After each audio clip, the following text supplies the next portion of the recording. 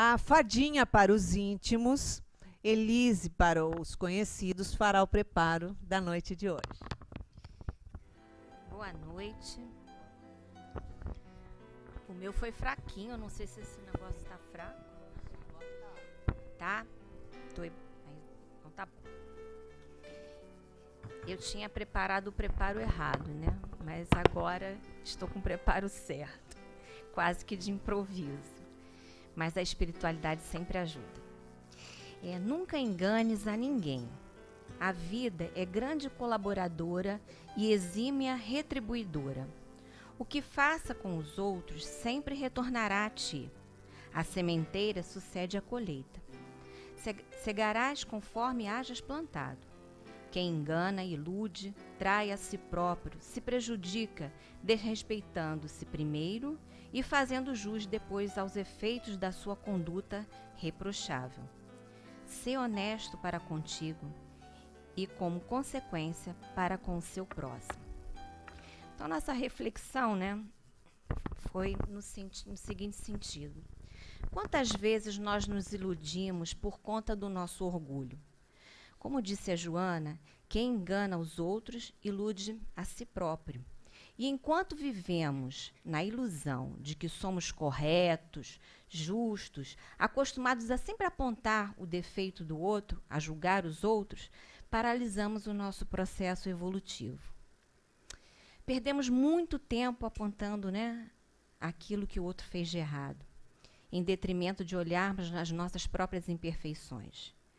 Assim, vivemos uma personagem, mostrando aos outros o que gostaríamos que eles soubessem sobre nós, e não a nossa verdadeira face, refletindo as nossas fraquezas e conflitos a serem trabalhados.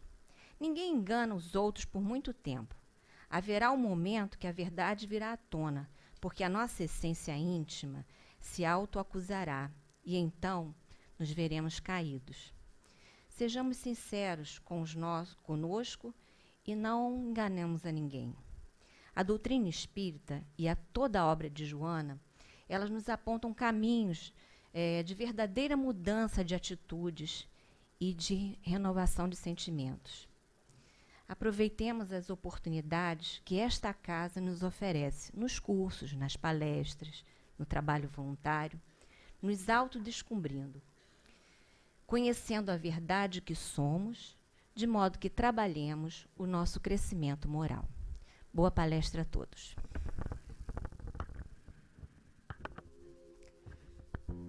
Jesus, amorável Mestre, que nos envolve nessa noite de hoje, em seus braços, nos acalentando os corações, trazendo serenidade à alma.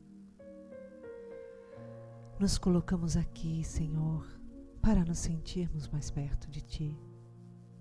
E pedimos a Joana de Ângeles, nossa mentora querida, amorosa, que envolva com o seu carinho, a sua inspiração e alegria, o professor, amigo querido, César Reis, nos estudos que ele nos traz na noite de hoje.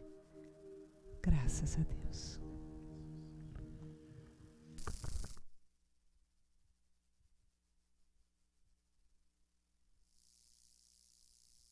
Boa noite, amigos e irmãos. Que a paz de Jesus permaneça em nossos corações. O capítulo 19 do Evangelho segundo o Espiritismo trata especificamente da fé. E nós temos, talvez pela primeira vez na história do pensamento humano, uma nova concepção de fé.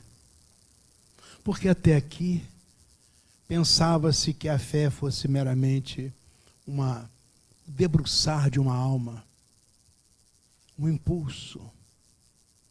Na verdade, havia uma grande confusão entre a ideia de crença e a ideia de fé.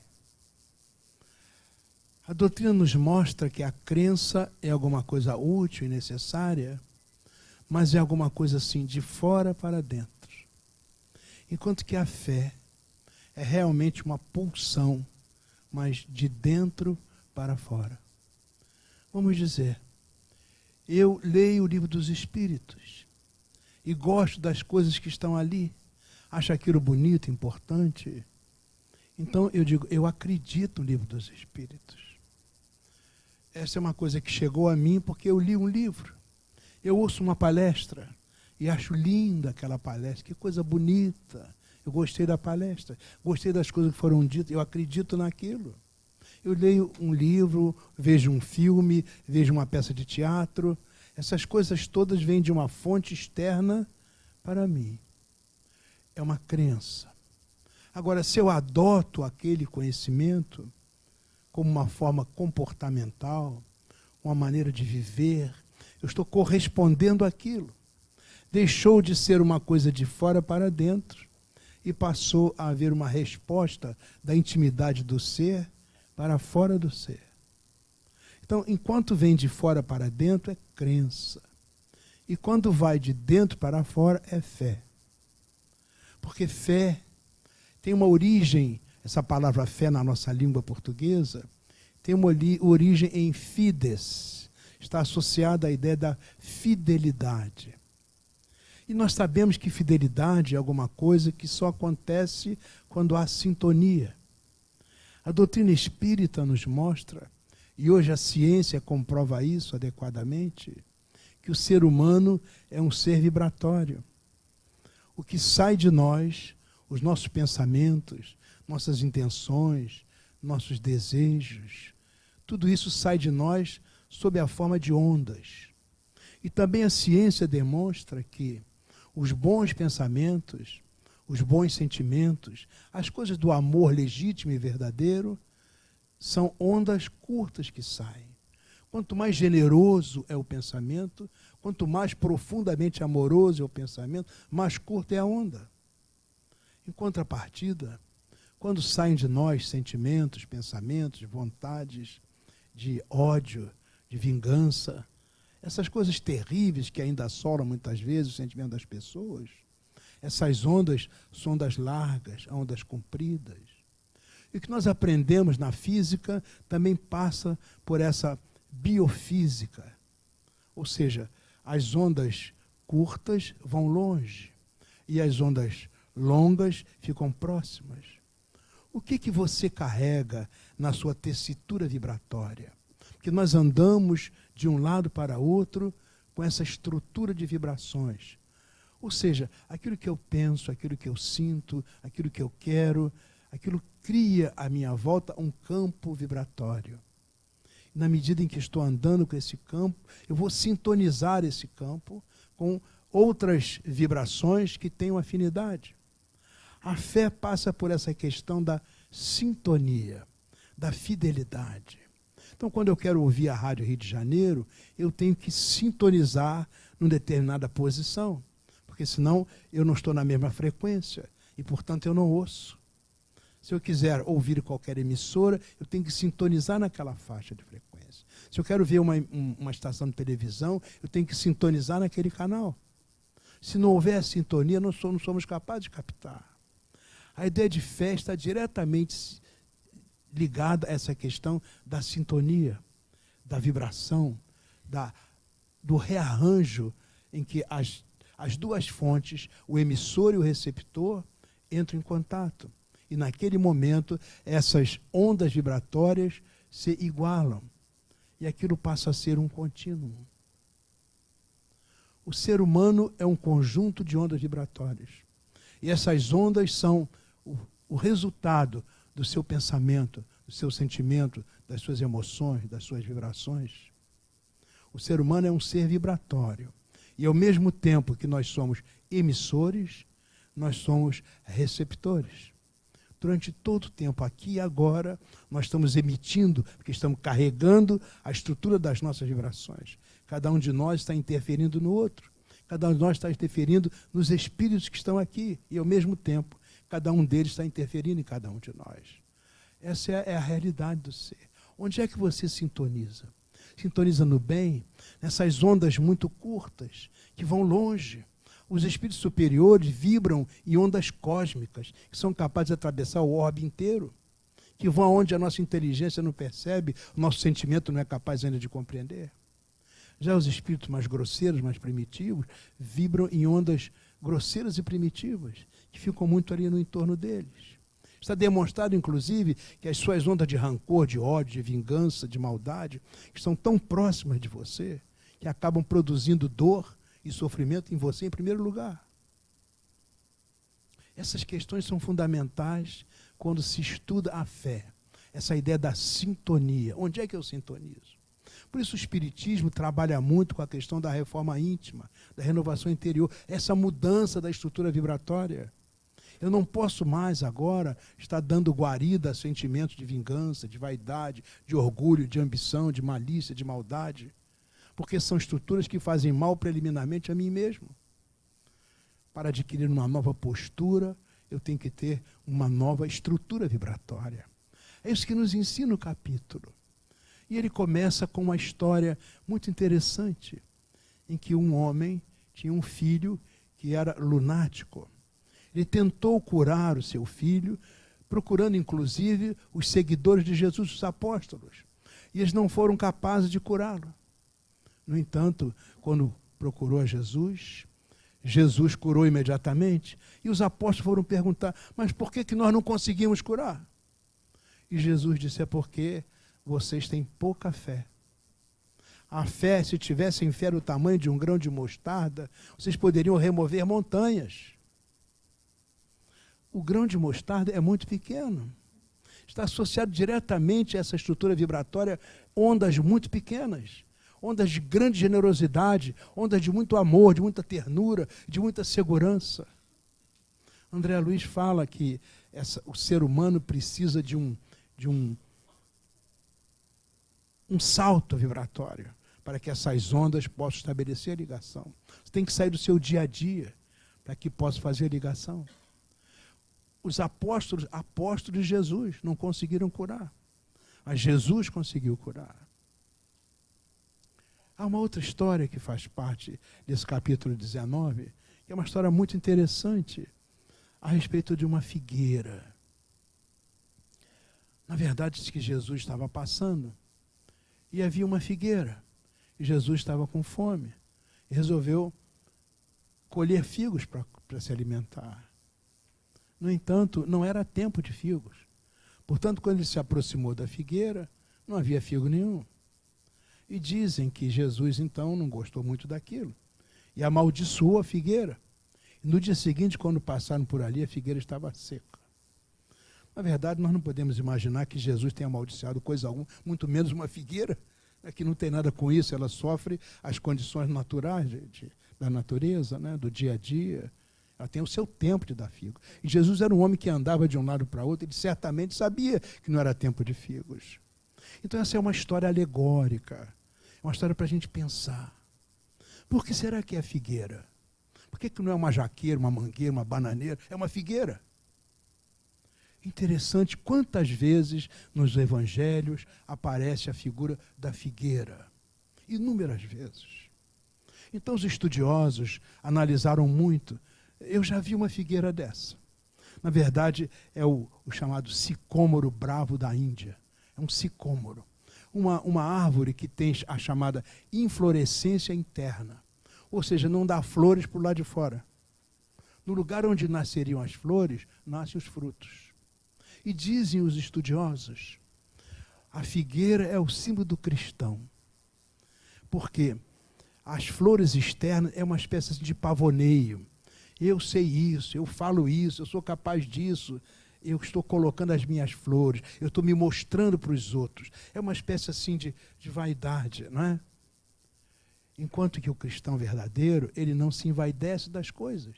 Pelo contrário, ele procura colocar os frutos externamente a benefício das criaturas. E tem mais. O cristão verdadeiro não tem tempo, não tem estação, não tem sazonalidade. O cristão verdadeiro está disponível, ele é o servidor. A qualquer momento ele oferece os seus frutos. Ou seja, alguém que o procura, que há um problema, uma dificuldade, uma angústia, uma frustração, um temor, procura o cristão. E ele vai oferecer a atenção, o carinho, o sorriso, a boa vontade. Esses são os frutos. O verdadeiro cristão, não adianta, hoje eu estou com dor de cabeça, não atendo a ninguém. Hoje eu estou insatisfeito e meu time perdeu, então eu não vou dar nenhum sorriso para ninguém. É como diz, o espiritismo é comportamental. Tá? Eu estou aprendendo o espiritismo, aprendendo essa leitura do cristianismo renovado, redivivo, ou seja, que renasce outra vez. Eles têm que viver disponibilizando esses frutos, que eu vou conquistando aos poucos, no dia a dia. Não é? A paciência, a tolerância, a atenção, o respeito, a disciplina, a consideração. E todos aqueles que de mim se aproximem, a qualquer momento, eles vão receber a atenção, o carinho, o respeito, a tolerância. Esses são os frutos. Por isso é o sicômoro. É uma árvore que não dá flores, que não se pavoneia. Olha, eu sei dizer as boas palavras, eu sei fazer palestras, eu sei dizer orações, eu sei fazer isso, está se pavoneando. Mas não, humildemente, modestamente, recolhidamente, o cristão é aquele que se oferece ao outro.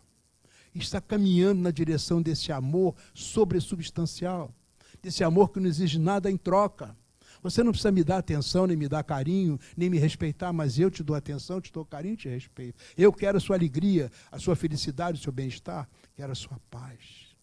Essa é a postura, essa é a ideia. Então, a figueira, obviamente, Jesus não amaldiçoou nada, e muito menos uma figueira que não tinha nada com isso. Mas é a lição para nós aprendermos. Isso tem a ver com a fé. A verdadeira fé que remove montanhas. Porque as pessoas se admiraram, né? Consta na historinha, as pessoas se admiraram, porque Jesus fez isso, e ele mais uma vez diz que essa fé é capaz de remover montanhas. Que montanhas são essas? Se não as montanhas do nosso orgulho, da nossa ambição, da nossa vaidade, da nossa indisciplina, da nossa preguiça, do nosso mal-querer, do nosso egoísmo. São montanhas que estão dentro de nós. Obstáculos, dificuldades que nós não conseguimos afastar com facilidade. É a renovação, é a transformação. E daí vem um conceito novo dessa fé racional, dessa fé lógica. Não é aquela crença cega do crê ou morre. Mas vamos pensar. Nesses dias que nós vivemos, nesses dias do século XXI, em que nós temos esses computadores fantásticos, o progresso incrível da ciência, a nova física, a nova química, a nova biologia, a informática, tantas coisas maravilhosas, mas não estamos mais no tempo do crer, porque eu estou dizendo que é assim. Agora é a racionalidade, é pensar, refletir. O que eu aceito? Eu aceito qualquer coisa? Então aquela crença cega, e crença está muito associada à cegueira, não tem muito a ver com a fé raciocinada, que é a proposta desse capítulo 19. Aprender uma nova maneira de ter fé, uma nova maneira de sintonizar com o mundo maior, com o bem, com a luz, com a harmonia, com o otimismo, com a confiança, com a paz, com a felicidade, porque foi para isso que nós nascemos. Nós não nascemos para a tragédia, para a ignomínia, para o sofrimento, nós nascemos para a luz. É preciso acreditar nisso. Não é um otimismo tolo, mas um otimismo certo, de que Deus certamente não iria nos criar para a angústia, para o sofrimento, para o crescimento, sim. Então é preciso essa sintonia com esses princípios sagrados da divindade que estão dentro de nós. Está dito nos textos sagrados que nós somos deuses. Então nós temos que colocar em ação esse exercício que permite que a nossa personalidade externa da crença possa mergulhar na grande individualidade interna da fé. O indivíduo é o indiviso. Ou seja, nós somos indivíduos porque Deus não se reparte, não é um pedacinho de Deus dentro de cada um de nós. Deus é totalmente em nós. Nós somos deuses. Então a fé tem por objetivo fazer com que a sua divindade possa finalmente florescer, possa finalmente aparecer na sua vida. Mas é preciso viver como um Deus. E Deus é a beleza, é a perfeição, é a justiça. Deus é o tudo do bom. Então nós temos que fazer a nossa vida, a beleza, a perfeição, a justiça, o tudo do bom. Mas não é fazer da boca para fora. Porque isso da boca para fora é externalidade, é fazer da intimidade mais íntima do ser, da nossa essência, nossa sinceridade. E a nossa essencialidade está no que pensamos, sentimos, fazemos. Por isso é comportamental essa questão da fé. Estava me lembrando de Pestalozzi. Pestalozzi foi mestre de Kardec. Pestalozzi foi um sofrido. Ele, aos 5 anos, perdeu o pai. Aliás, o pai dele não gostava muito de trabalhar. O pai dele formou-se em medicina, mas medicina dava muito trabalho. Ele então resolveu fazer, foi absorvido para um trabalho burocrático na prefeitura de Zurique. Ele, na verdade, quando chegava no inverno, ele ia fazer caçadas, gostava muito de caçar. E quando chegava o verão, ele ia fazer pescarias. E era disso que ele vivia, caçadas e pescarias, caçada e pescaria. Logo ficou doente, se expôs muito às temperaturas difíceis de Zurique, da Suíça. Ficou muito doente. E quando Pestalozzi estava com 5 anos, ele percebeu que o pai estava desaparecendo. Ele conta isso no livro que ele chamou O Canto do Cisne, quando ele fala pela primeira vez de uma mulher chamada Babele na vida dele. O pai disse, Babele era uma empregada, uma mulher que veio lá do interior, era gorda, baixinha, com os seios fartos, faltando um dente na frente. Mas era uma pessoa extremamente fiel, extremamente dedicada. E ele disse, Babele, minha mulher está doente e meus filhos pequenos aqui estão. Eu estou indo embora. Eu quero que você cuide da minha família.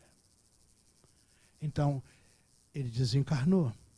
E logo Babele começou a arrumar a casa, ajeitar as coisas. Ela trabalhava no quintal, plantava, colhia, cuidava dos pequenos animais que existiam. Fazia tudo o que lhe era possível para garantir o sustento, a manutenção das pessoas daquela família que ela queria tanto e havia prometido que ia cuidar.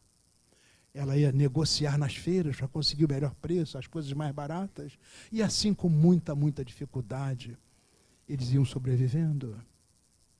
Pestalozzi conta que, na verdade, eles não tinham nem dinheiro para comprar as achas de madeira para poder acender a lareira, o fogo dentro de casa.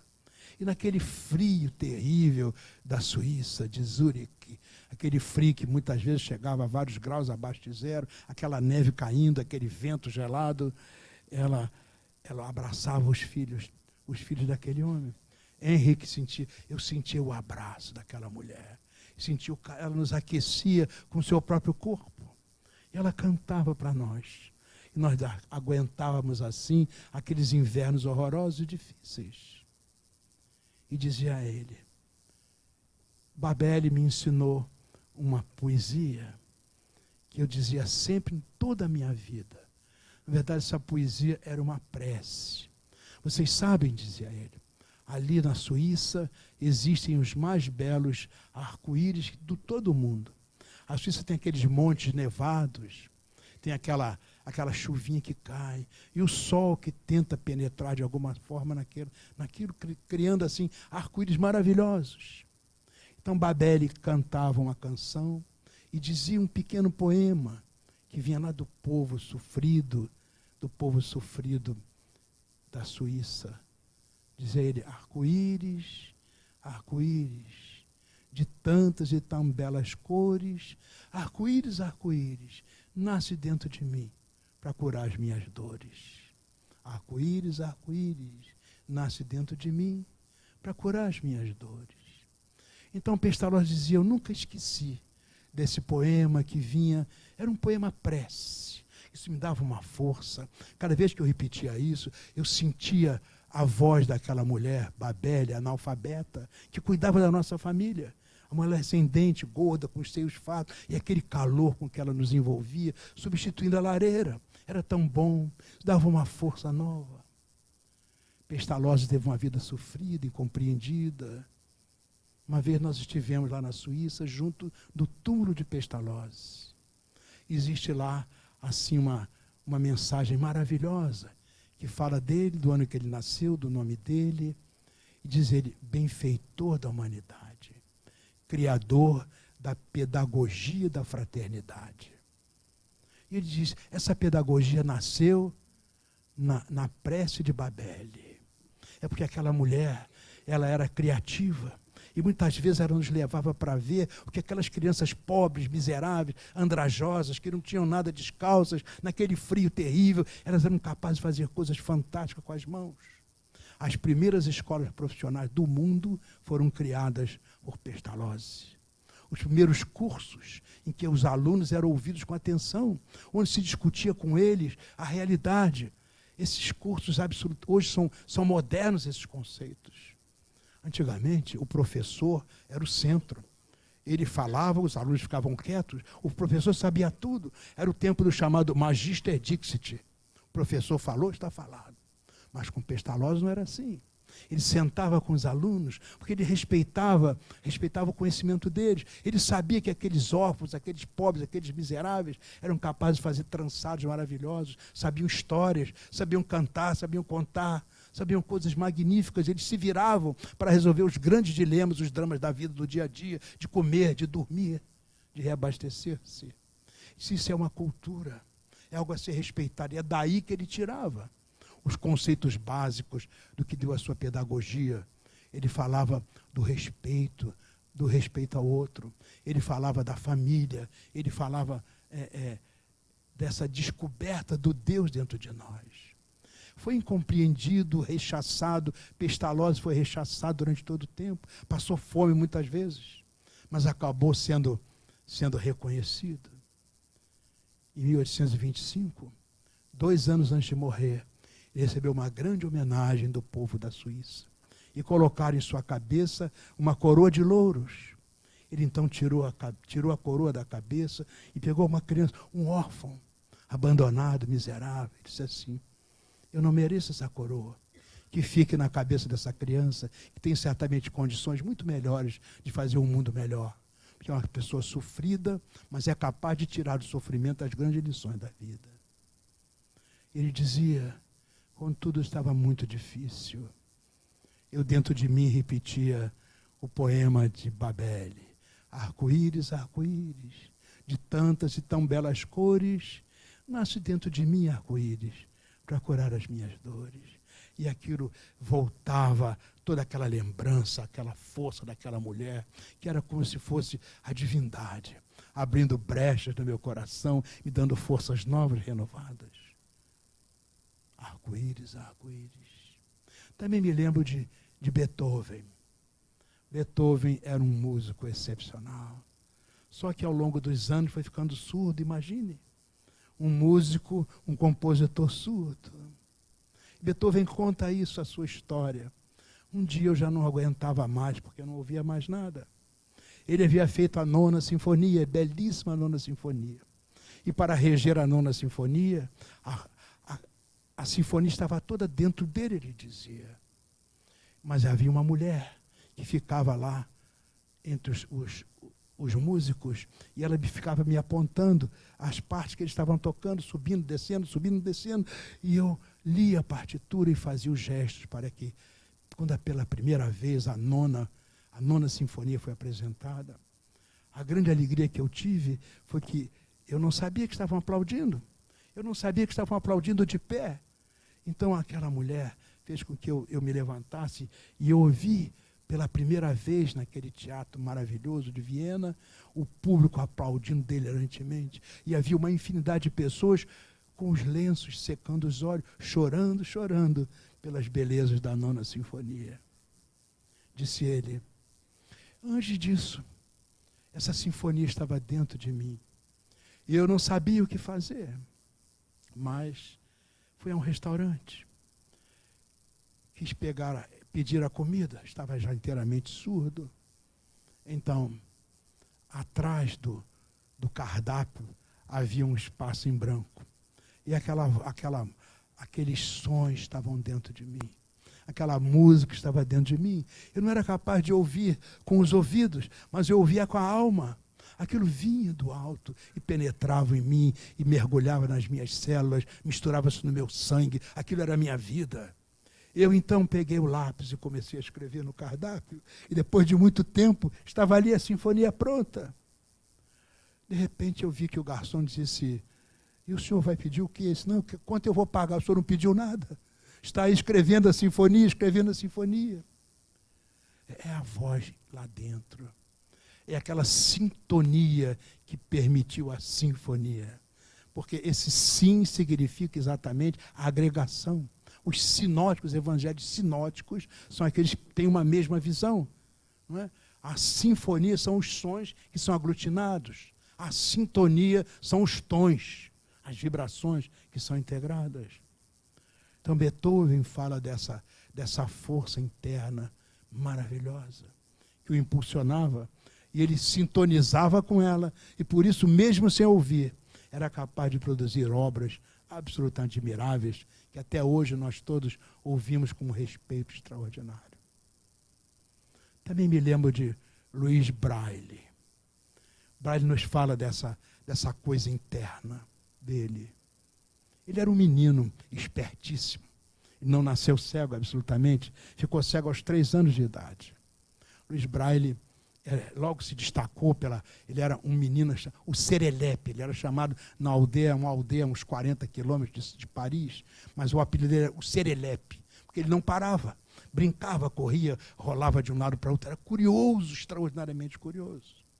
O pai dele era celeiro, trabalhava com essas facas muito afiadas, cortando pedaços de couro para fazer celas, para fazer cintos e todas aquelas coisas de couro que era da profissão.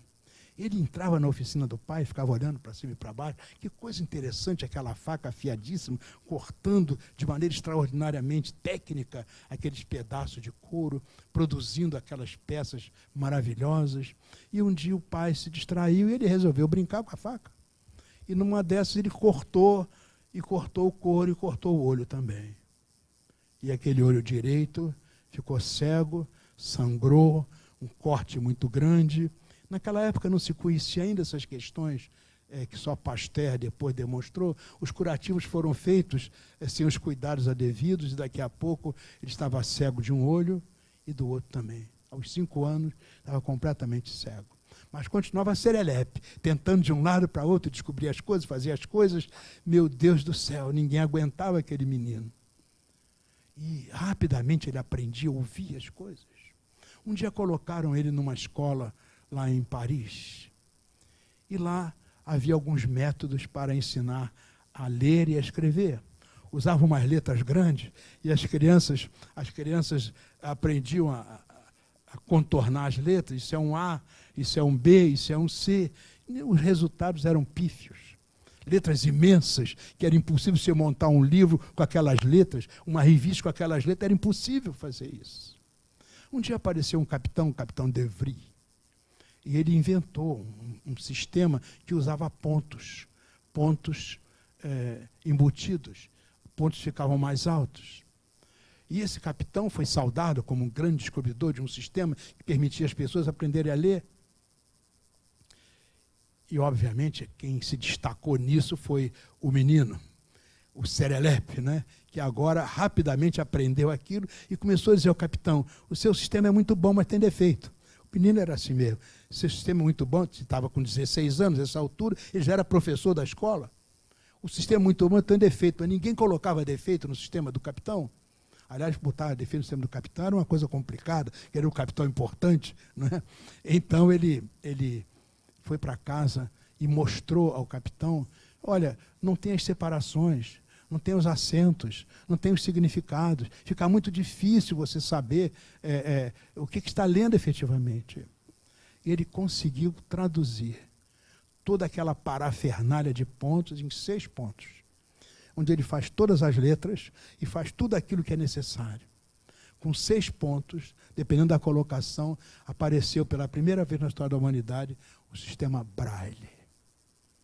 Então, quando você lê a vida de Braille, você fica espantado com a crença interna, o acreditar nisso. Não, eu nasci para que as pessoas pudessem ler e escrever.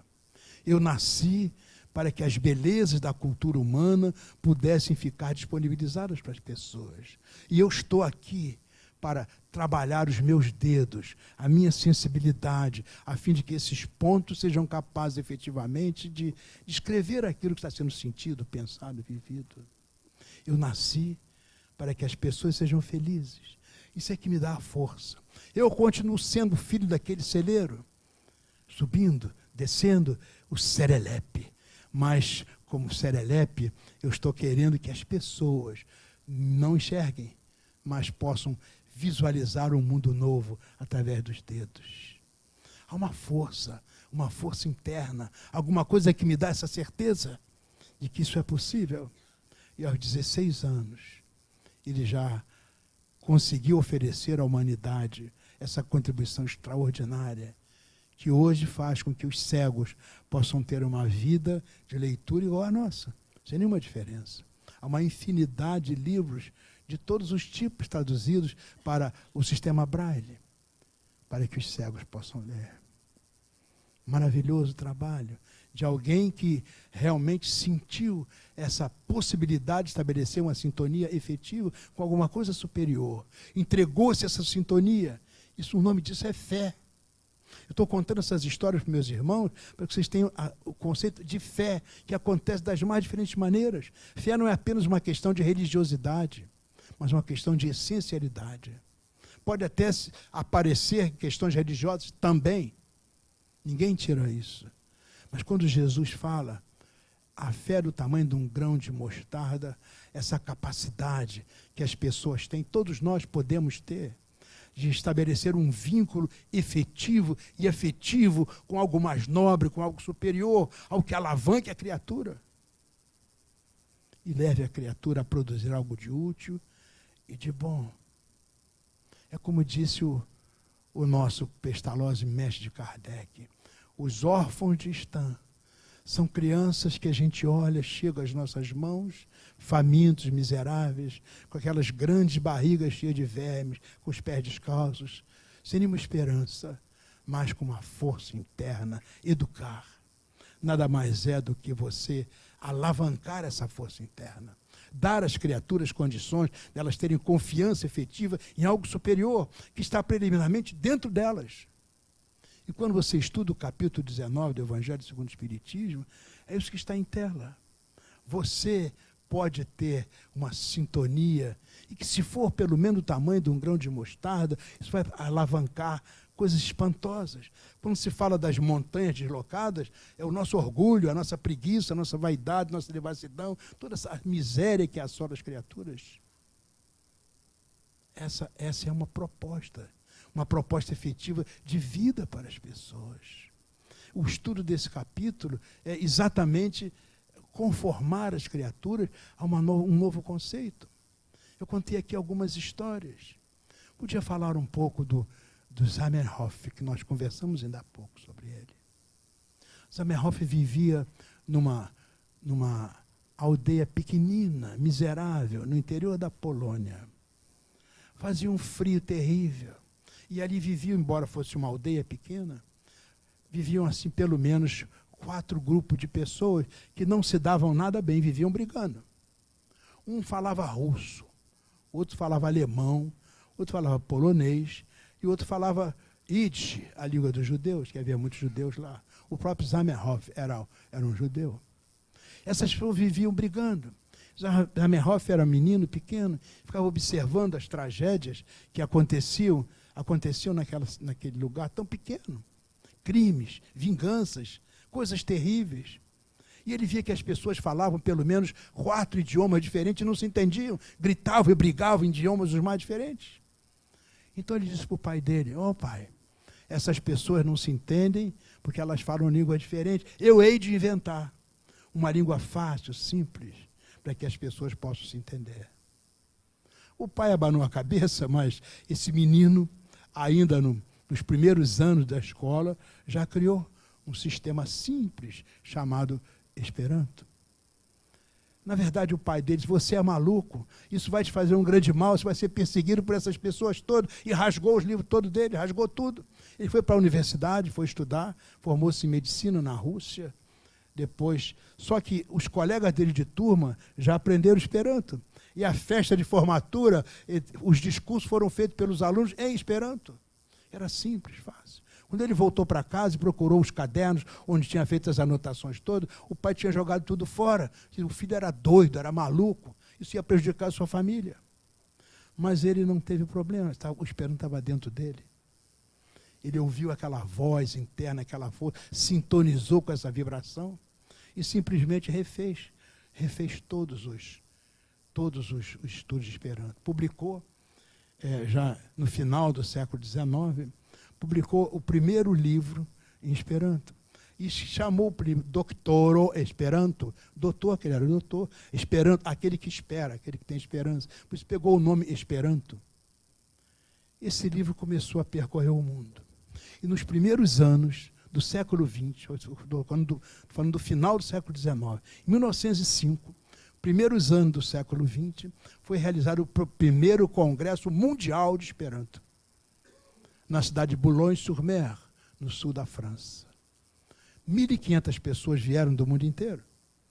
E Zamenhof, preocupado, porque eu queria fazer a abertura desse congresso, e as pessoas iam bater na porta dele, e ele chorava de emoção. E vinha uma pessoa da Índia e falava com ele Esperanto, vinha um árabe e falava com ele Esperanto, vinha um português e falava com ele Esperanto, e ele dizia, meu Deus do céu, isso funciona, que maravilha. E nem eu esperava que funcionasse tão bem. As pessoas se abraçavam. Ele disse, esse é o momento luminoso para a humanidade.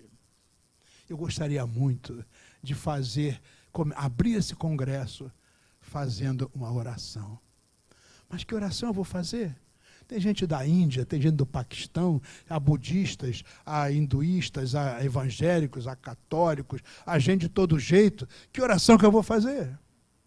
Então ele faz uma oração magnífica chamada A Prece sob a Bandeira Verde. Essa bandeira, a bandeira do Esperanto, a cor do Esperanto é o verde. A estrela verde. Prece sob a estrela verde.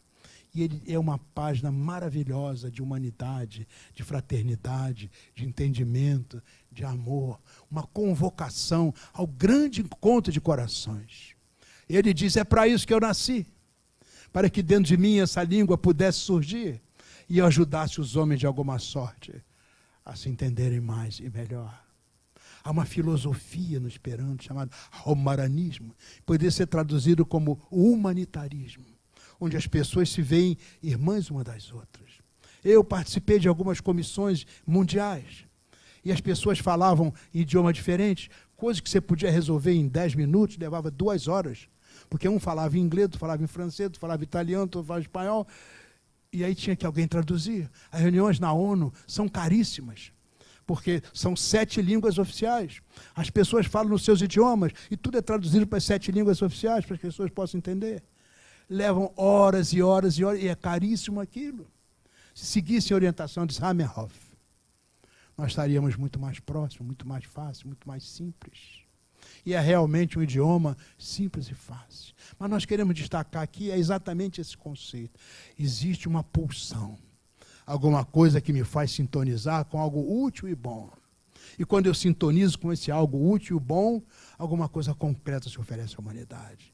Como uma 9ª sintonia de Beethoven, como a metodologia da pedagogia da fraternidade do nosso Zamenhof, como um sistema Braille que se oferece aos homens. E assim nós podíamos talvez ficar aqui dando tantos e tantos exemplos magníficos de criaturas que, como um grão de mostarda, colocaram essa sintonia e ofereceram à humanidade. Só que não são criaturas especiais, são criaturas do povo, o filho do celeiro, o homem que veio lá do pai que não tinha força, não tinha vontade, e que foi praticamente educado por uma mulher do povo gorda que oferecia o seu calor e cantava uma poesia para ele, um poema. Pessoas simples como nós. Isso quer dizer que esse grão de mostarda está aí, oferecido a cada um de nós. E quando nós estudamos esse capítulo 19 do Livro dos Espíritos, o que fica é isso.